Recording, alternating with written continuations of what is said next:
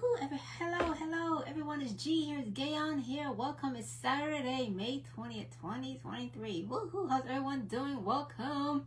The weekly health tip. How's everyone doing? Hope you're having a fabulous day. It's nice and beautiful day here in Southern California. So, do you need to lower your blood sugar? If that's you, don't leave this video. It's very important information I'm going to share with you today. So I'm going to share with you what foods that you should eat that's going to help stabilize your blood sugar, and the food that you need to avoid that's actually going to spike your blood sugar. So that's today's topic. Stick around. So if you're watching a replay, drop a replay in a comment. Let's get started. Woo-hoo! All right, so I'm getting this information today from the medicalnewstoday.com website. Okay. Hello, Diana. Welcome, cousin. How you doing? So we're talking about blood sugar today, girl. So if you struggle with blood sugar, you need to watch this video. Diabetes is for real. It's an epidemic, and I can speak from my experience from being diagnosed with pre-diabetes. However, I was able to reverse my diabetes, so I don't have it anymore.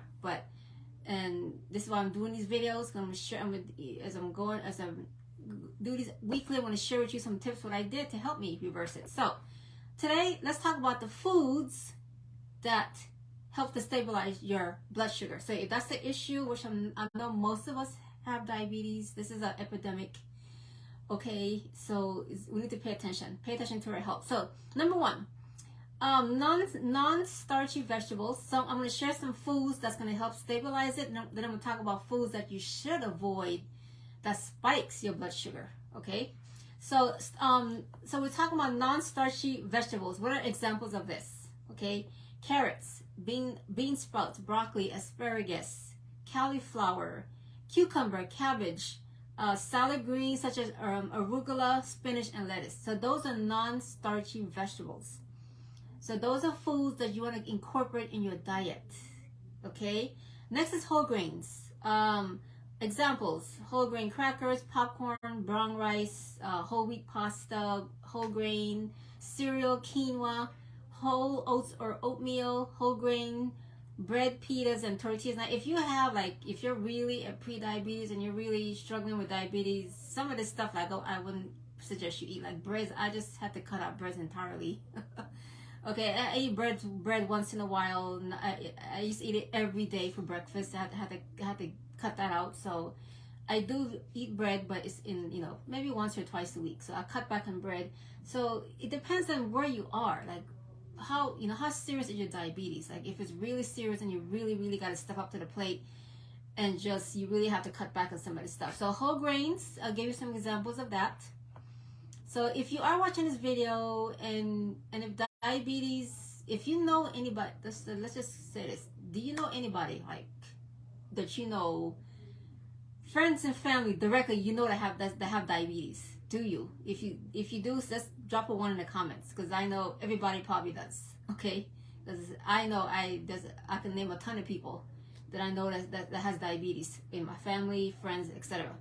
Okay, next, Diana, is healthy fats. What are examples of healthy fats? Again, we're talking about foods that's going to help stabilize your blood sugar. Avocados, number one on top. I make sure I have avocado every day in my diet, whether I'm putting in a salad, I'm adding it on top of my egg every day. Avocado, olive oil, nuts, and seeds. Cut out all those oils. What oils am I talking about? You know the oils you see in the shelf, the canola oil, the vegetable oil. Those things are terrible for you. Those definitely spike your blood sugar. So olive oil, coconut oil, those are the only 2 oils I carry in my house. I don't have any other oils. I don't have any of the canola oil. Those things are horrible because they're all processed. Fatty fish, you want to include on your diet. Examples: salmon, mackerel, herring. Okay, so add fatty fish. Cocoa, like I have organic cocoa powder. It needs to be at least 80%, 90% cocoa. So cocoa, very good, which is very good. Not only is cocoa good for your blood sugar, but it's also good if you have high blood pressure. Cocoa is you could add some cocoa to some water at night and drink that. That's good for your blood pressure too. High protein foods such as fish, salmon, mackerel, skinless poultry, chicken, turkey, beans, kidney, black beans, lentils, nuts, seeds, soybeans, tofu, low-fat dairy products such as low-fat Greek yogurt. I do eat I have a plain Greek yogurt. I eat yogurt every day. That's part of my diet. But it's plain yogurt, not the one with the added sugar. Plain yogurt. I have a cup of that every day, and I just add whatever fruits I have, whether it's blueberries, strawberry, if it's apples, I add some fruits to it with a little bit of, I sprinkle a little bit of cinnamon and a little bit of vanilla extract, and that gives that, makes your yogurt taste phenomenal. And none of those things are going to spike your blood sugar. So those are foods, I named foods that's going to help. Now I'm going to talk about foods that spike your blood sugar. These are ones that we want to definitely cut out, as much as possible. No sodas, juices, I don't care what it says. Even if it says sugar-free, no. If it's sweet, there's something in there that makes that juice sweet. I don't pay attention to those, zero sugar, there's sugar. There's something in there, there's chemicals, they're replacing it. It's terrible. So no sugary drinks. Processed foods. If it's in a box, if it's in a freezer, we have to heat it up. If you didn't make it, it's processed. If you did not make it, that's processed food. Breakfast cereals with added sugars. Yogurts with added sugar. Honey, maple syrup. Flavored, coffee is one of the best. I drink a cup of coffee every day, but don't put all that cream, all that, fill it up with whipped cream and throw all those sweeteners in it, I do use half and half. You can do that. You can use, if you use half and half, and if you use one, when you go to restaurants, they give you the small little creamer. If you just use one of those, like the sweetener, that's okay. But the problem is most of us, we're going to put like 2 or 3 of those in there, 2 or 3 of those sweeteners, right? So just be mindful of the sweetener when you're adding it to your coffee. French fries, yeah, we already know that. Those are foods that's going to spike your blood sugar. Okay, so what happens when you bring your insulin down? And you bring your blood sugar down. What happens? You feel better. Your mood is better. You less brain fog. You sleep better. All these things. So what we got to pay attention to is what we eat. You are what you eat. We have to pay attention. Like I told you, I was able to reverse my prediabetes, but I didn't. It wasn't something that I just took lightly. I was like, okay, it's time to change. Cut out the breads, carbs, a lot of carbs, not too many carbs. We gotta eat. You gotta eat the bread sometimes. We just can't cut these things out entirely, but you can have them, but in moderation. So I don't eat breads every day like I used to. I used to have bread toast with my eggs every morning. That was my breakfast. So nope. So cut them out, and now I do intermittent fasting. So I'll tell you, the key to my success is the intermittent fasting. That was what reversed my diabetes. I don't have it, thank goodness. Intermittent fasting, and the longer you fast, the better. What does intermittent fasting mean, G? That means when you're not eating, you're fasting. When you put no food in your body, you're fasting. So I do 12 to 16 hours. So what does that entail? Last meal is 7 o'clock in the evening. My first meal the next day is going to be 11 o'clock in the morning or after 11. That's 16 hours of no food in your system. That would be amazing. And the longer you can, sometimes I do like 2 extra hours, so I'll eat instead of 11, I'll eat at 12 or 18 hours. It's the fasting, guys. I'm telling you that is the key to my success.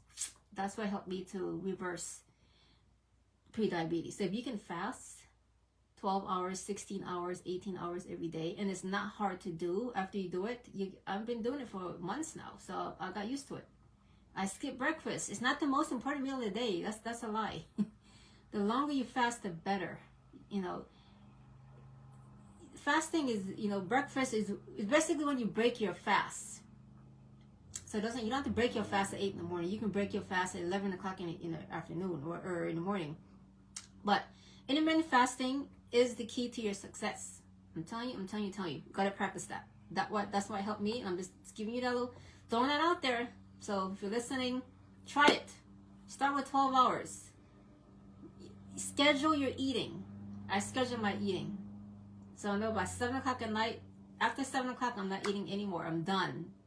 No more eating at 7 o'clock. I'm finished. Okay? I'm not going to eat again until like 11 the next day or after 11. Then I start to eat. So my eating window is from 11 a.m. to 7 p.m. That's my eating window. And then the rest 16 hours of fasting. That's it. So if you do that, if you can add that to your diet and you add that to your lifestyle, you'll see a change. But you have to be consistent. You can't do, oh, I'm gonna fast on one day for 16 hours and no, you gotta make that your routine. Be consistent with it and you're gonna see results. And that's what I did to help me. That's how I was able to reverse my pre-diabetes. Okay. So anyway, so Diana, I hope this helped. I hope you got some value from this video. And also, if you want to check out my my weight loss guide, if you need to lose weight, belly fat, those things that really that contributes to diabetes, I do have a weight loss guide I can shoot over to you. Let me know if you would like a copy of that. You can drop weight loss guide in the comments or message me and I'll send it over to you. So that's my health tip for today. I hope it's helpful. Diana, you are amazing. Thanks for being here. Have a wonderful, wonderful weekend, guys. I'll see you next weekend. So I try to be here every Saturday, share a health tip. Let's do this. You can do this. You can do this. We gotta pay attention. Let's turn our health around, guys. Let's get rid of all this diabetes nonsense. It's too much people. It's an epidemic. Too much people is walking around with diabetes. It's just crazy because all the sugar that we don't realize. Ketchup, there's salad dressing, and everything over the counter, mayonnaise. They all have sugar in it. So it's kind of scary how much sugar we're consuming. We're not realizing it, and that's what's causing a lot of these health problems. So pay attention, take charge of your health, and you got this. You can do this. That's it for now. This is G signing off for today. Have a wonderful weekend. God bless, and I'll see you all soon. Woohoo!